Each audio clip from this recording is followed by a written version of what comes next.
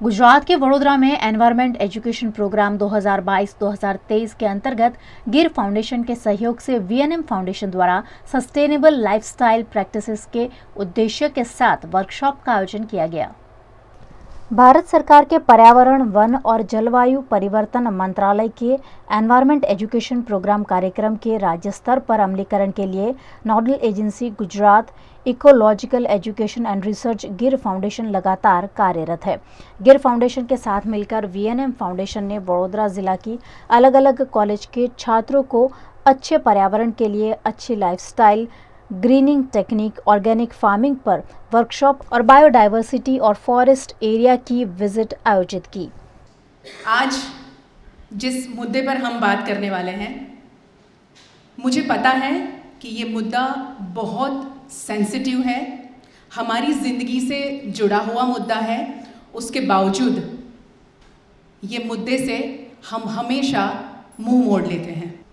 आज जो हम बात करने वाले हैं वो एनवायरमेंट एजुकेशन प्रोग्राम के तहत सस्टेनेबल लाइफस्टाइल प्रैक्टिसेस, पर्यावरण को संजोने की, पर्यावरण को बचाने की, पर्यावरण के बारे में सोचने की बातें सुनते आए हैं, करते आए हैं, पढ़ते आए हैं और कहते आए हैं। अब वक्त आ गया है कि हमें उसे हमारी लाइफस्टाइल में अपनाने की ज़रूरत है। अब उस पर हमें प्रैक्टिकली कुछ करने की ज़रूरत है।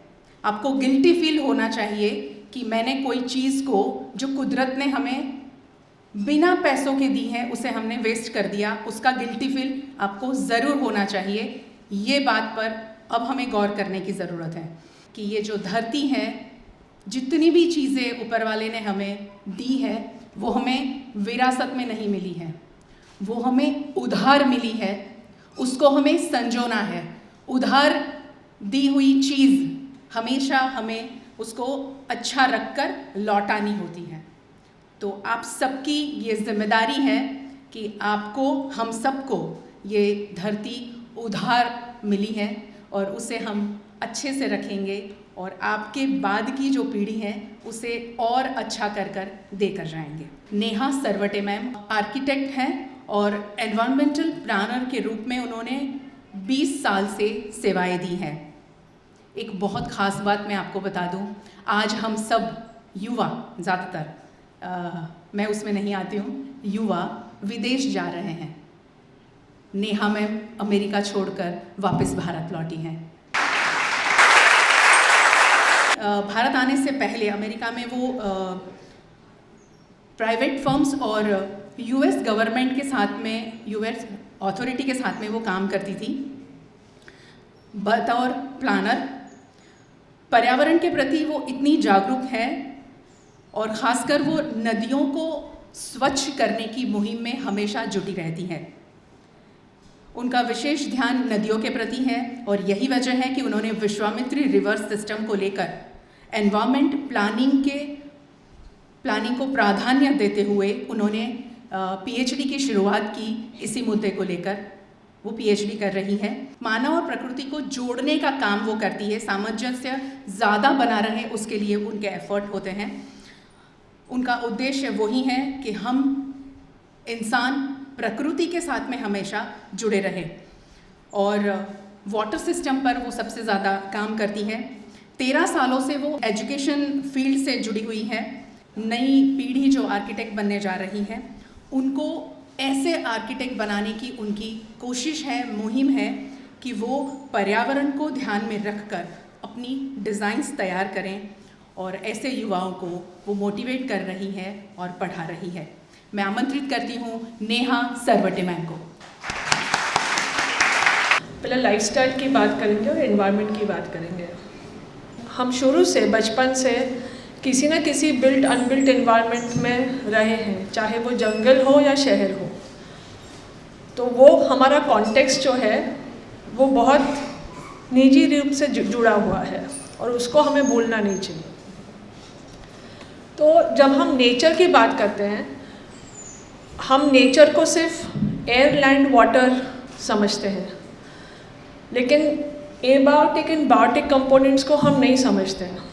Right from climate to geology, rock formation to soils, topography, slopes, पानी, हम देखते ज़रूर है एवरीडे लाइफ में, लेकिन हम ऑब्ज़र्व नहीं करते, हम उसको समझने की कोशिश नहीं करते, we take it for granted. So abiotic जो स्ट्रक्चर है अपने पृथ्वी का, उसके वजह से जो बायोटिक लाइफ है, including human beings, including all of us, उस पर हमारा ध्यान सिर्फ ह्यूमन बींग्स पे जाता है. First message today is that we as human beings are apex species. We are dependent and we are part of a larger food chain, food web. Terrace view चाहिए from the first 101st floor. Foundation to 100th floor is more important than the 101st floor, because if the foundation and the 100 floors are not there, तो terrace view कभी terrace ही नहीं होगा, तो terrace view कहाँ से आएगा. तो ये जो एबायोटिक फैक्टर्स हैं, they are your foundation till the 100th floor. So if we want to enjoy terrace view, we have to take care of the lower floors, where we are today and how we are living today. Because of the climate and the regions that are there, that is what is the first foundation step to culture. जो हम culture की बात करते हैं, is the first stepping stone towards culture. Because based on which region in the world you are and what is the climatic, macroclimatic and microclimatic conditions, it'll, whether you will get snow, whether you get rain, whether it is a desert, no rain, what kind of vegetation will grow, so what will you get to eat. All those decisions and all those facilities are based on the climate. तो इसको हमें ignore नहीं करना चाहिए. हमेशा land, water, air as a resource याद आता है, क्योंकि हमको उनको कंज्यूम करना है, हमको उसको यूज़ करना है. हम उसी दृश्य से हम उसको देखते हैं कि ये हमें फ़ायदा कैसे दे सकता है. हम ऐसा नहीं सोचते कि हम उसको क्या कर रहे हैं. When we look at Earth, we have very little land available for habitat, human habitat or other habitats. So hence we call it ecosystem services. So we get different services. पानी दे मिलता है, खाना मिलता है, शुद्ध हवा मिलती है, recreational opportunities मिलते हैं. So all these are services that we want to obtain for our benefit and our use. जब हम कल्चर सोशो कल्चरल इकोनॉमिक की बात करते हैं, where I'm highlighted lifestyle, क्योंकि lifestyle is one of the main drivers of how we conduct ourselves from day to day life. So how we dress, what we eat, all those choices that we make, of what we speak, what language we speak, how we communicate, how we celebrate festivals, is all part of socio-cultural and economic environment that affects the socio-economic and cultural environment. अपने geographical locations are divided into those 5 categories. So hills, plains, deserts, forests and coastal regions. So वहाँ की जो रहन सहन है, वो उस region को बहुत specific होती है. So if I'm in a mountainous region which is either covered with forests, whichever climatic zone I am in, Aravallis versus Leh Ladakh, my sense of dressing will change, what I eat will change, my language that I speak will change. One trivia fact, अपना जो उच्चारण होता है ना, टंग movement जिसे हम बात करते हैं, ट्रॉपिकल कंट्रीज़ में उच्चारण बहुत क्लियर होता है. The moment you move away from the equator, your tongue starts to conserve energy. That is when you start eating words. जो जिसे हम accent कहते हैं. If you go to Australia or US, उनकी जो diction होता है, way of talking बहुत ही अलग है. समझ में नहीं आता क्योंकि आधे शब्द उन लोग खा जाते हैं. ऐसा नहीं कि उनको pronounce करना नहीं आता है, लेकिन over the centuries they have been conditioned climatically, so it becomes a cultural effect. So how is climate related to language and hence culture? There's a very strong connection. Now based on the climate and the lifestyle, all of that affects the kind of settlements we live in, built and unbuilt. By settlements I mean right from units means एक individual घर या flat apartment to buildings, campuses, इस तरह का campus, communities, neighborhoods, regions, nations, and world as a whole. All of this is affected by, or should be ideally affected by, if we have to live the sustainable way, by the natural and the cultural forces. So when you build for comfort, you want thermal comfort. ज़्यादा गर्मी नहीं होनी चाहिए, ज़्यादा ठंडी नहीं होनी चाहिए, right? ज़्यादा गर्मी होगी तो एसी चला लिया, ज़्यादा ठंडी लग गई तो हीटर चला दिया.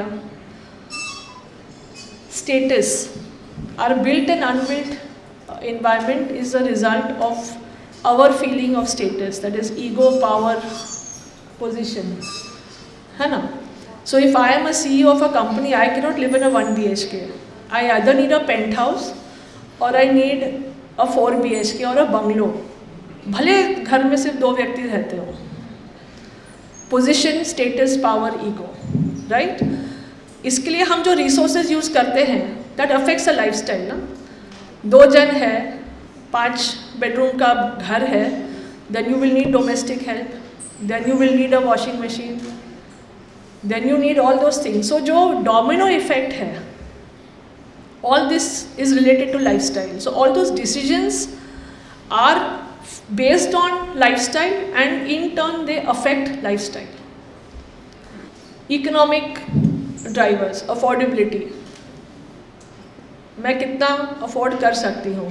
2 BHK in Ajwa versus 5 BHK in Bhaili versus 1 BHK in Raupura. Affordability and choice is also a lifestyle derivative.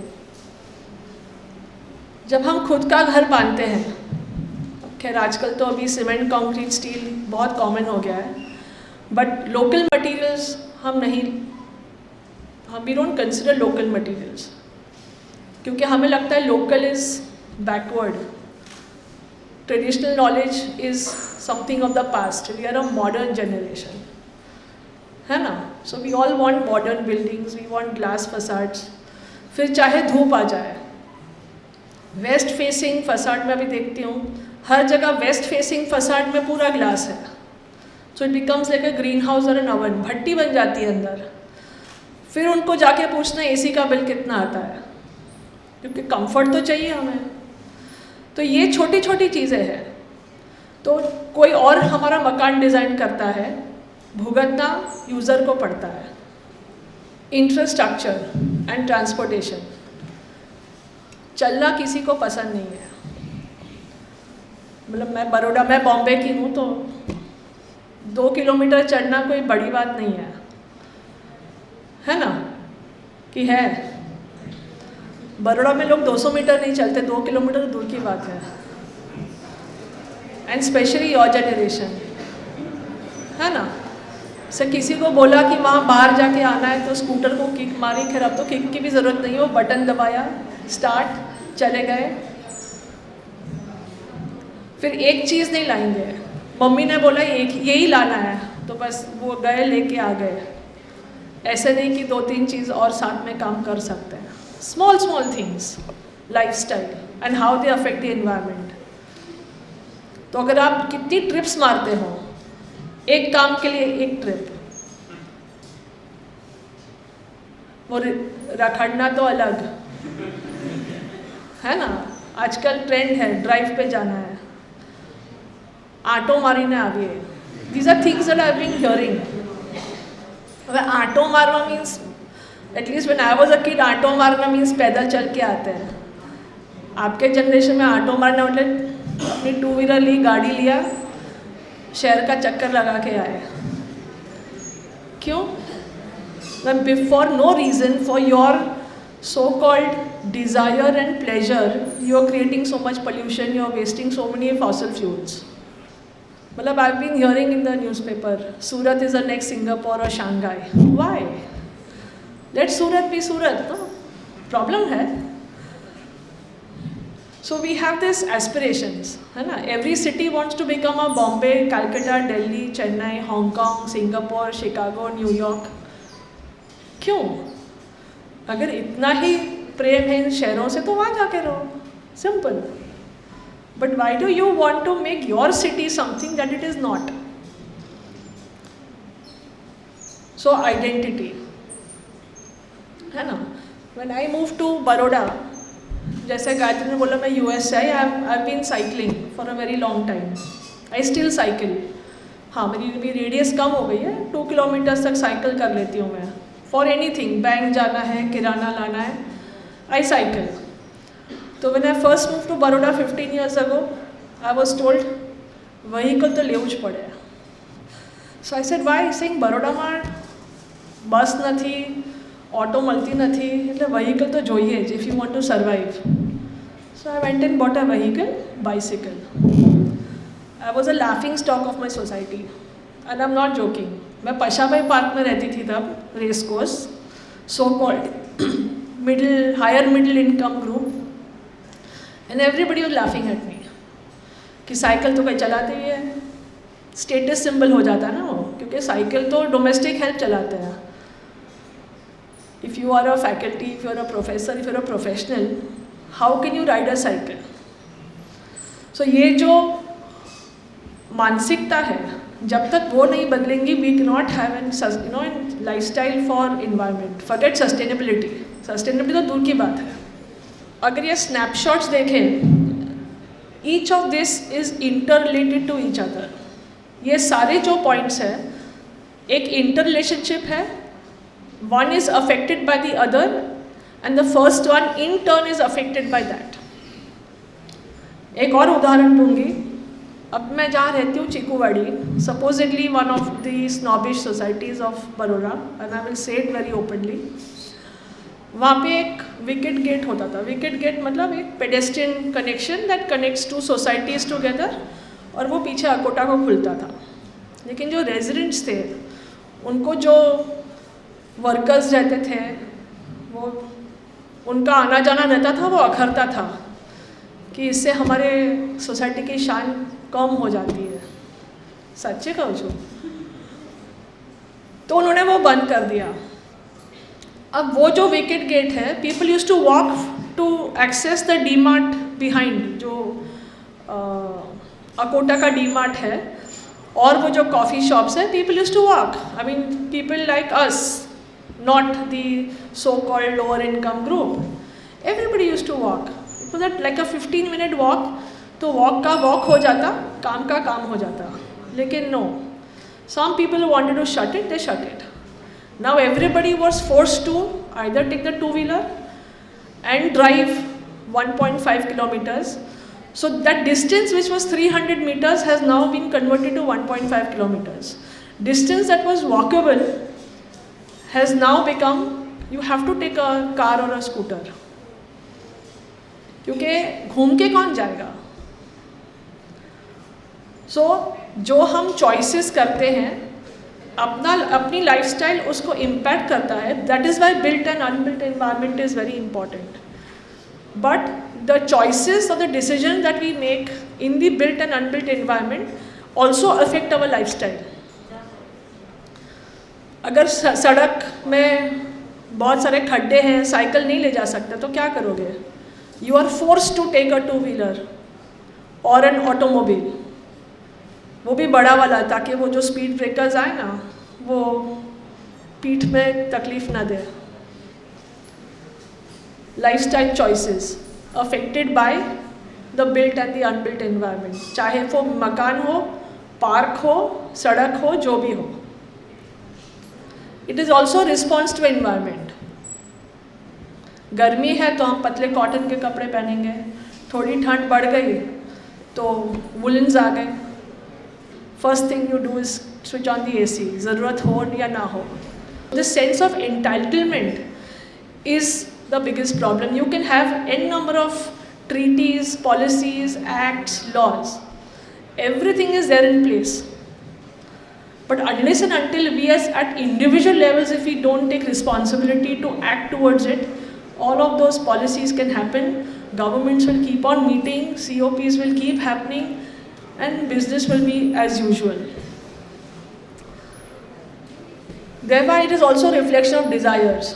We want something. First, we need to understand what are the drivers or what are the influencers that influence our lifestyle at a societal level.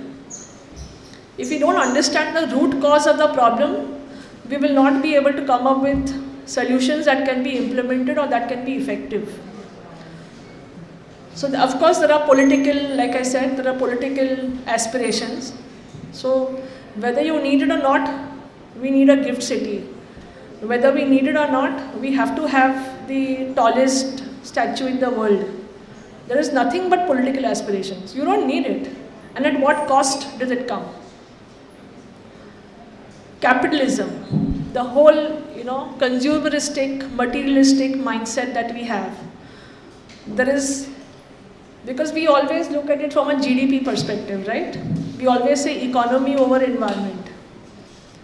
So industries, we need industries for employment. Industries will keep producing material goods. Because there is surplus of material goods, we are lured into buying more. We buy more than we need. Branding. What is the biggest lalach? Sale. Discount. Sale. Why do people put things on sale? Have you ever wondered? When we talk of capitalism, sale, discount, there is surplus materialistic commodities that are available and there is less need. But the greed overcomes the need. Okay, lalach. Or I'm getting this. Whether you use it or not is a whole different thing. लेकिन cell में मिल रहा है तो लेके घर में ठूस दो. That is called cluttering. That is also a lifestyle problem. Okay? Social pressures.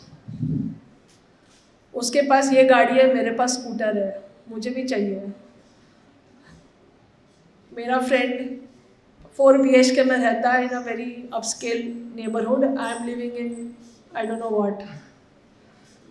So that societal pressures that we all experience it, right? That is also a big factor that contributes to lifestyle changes. Easy accessibility. You have easy accessibility to loans, you have easy accessibility to credit cards. We all live in credit card system. Our mindset has become credit and not debit anymore. Right? So we believe in extracting groundwater, it is credit. Your rate of extraction is much higher than your rate of regeneration of water. किसको पता आपका पानी borewell से आता है?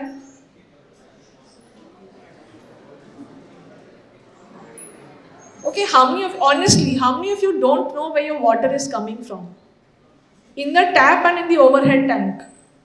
Overhead tank में पानी कहाँ से आता है? किसी को पता है? These are your individual influencers that influences the choices you make on a day-to-day level. Of course, your personal comfort and convenience. Shift in attitude. Need leads to want, but then want becomes your need. It's an exponential equation. Peer pressure, brand value. I got shoes from a local store. Really, I got Nike, I got Skechers, I got Reebok. Even I want that. I have only one pair of shoes, my friend has 10 pairs of shoes. I need that. That's a justification you made, no? ઓલા પાસે 10 જોડી છે, હું તો ખાલી 3 જ માંગુ છું. Paris એક જ. Rights over responsibilities. How many of you have read the Constitution of India? How many people have read the Constitution of India? As per the Constitution of India, how many rights do we have? How many responsibilities do we have? Don't know. Because we've always been taught this is your right, but we've never been taught this is your responsibility. If this attitude doesn't shift, then environment has gone for a toss, because then there'll always be I, me, myself, my rights, but my responsibilities, not my problem, not mine, somebody else's. We have to go back to our roots, then we will realize the immense number of knowledge and practices that we've had, and we were more sustainable then than what we are now. So this is what the Western world is doing, packaging all these things: walkability, transit, development, local food. They have this farmers market, they celebrate it like it's a very novel thing. But we have a local market every day in our neighborhood that we don't value. We want to go to DMart because that is what we cherish in. But if the Western people are doing this, then we will adopt our policies. And you see, our policies have been changed thanks to the Western things, which we are getting it, recycling of policies. We are doing it right now. So what is it that we need to do? We need to redefine some concepts about what is sustainable. So we cannot take sustainable with that definition of the dictionary or how people are saying it. We need to redefine what do we understand as sustainable for our context, for our climate, for our social cultural environment. We need to unlearn and relearn a lot of things. Respect and empathy for all. That is something that we all need to understand and we need to practice. Staying rooted. बहुत सारी policies हैं that respect the traditional knowledge. Okay, so artificial intelligence पे हम बहुत ज़्यादा भरोसा करते हैं, अपने natural intelligence पे कम भरोसा करते हैं. So we need to get that self-confidence back, depend more on our natural intelligence, our indigenous knowledge that we have. One step at a time. Okay, as an example, I said carry your own bottle instead of depending on plastics. Smaller actions like shut your AC, open your window, depend more on natural light and ventilation. Everybody knows कि light बंद करके निकलना चाहिए. TV में बहुत ads आते हैं, नल बंद करके निकलो. So all these are small steps everybody is aware of. So I didn't want to repeat it. मैंने वो नहीं लगाया आज यहाँ पे. These 7 R's जो प्रीवियस स्लाइड में डिस्कस हुआ है, अगर हम उस पर अमल करें तो ये करना बहुत आसान हो जाएगा.